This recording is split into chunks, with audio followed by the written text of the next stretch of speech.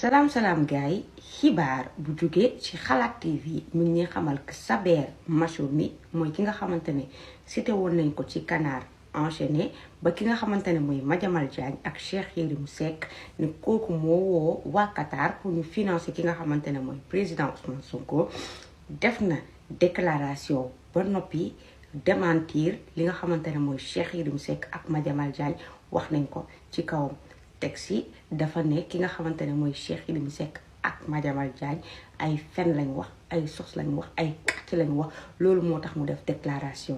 mbiri président Ousmane Sonko képp ku ci wax ay waxam war nga ci téye parce que président Ousmane Sonko yàlla moo ko teg loxo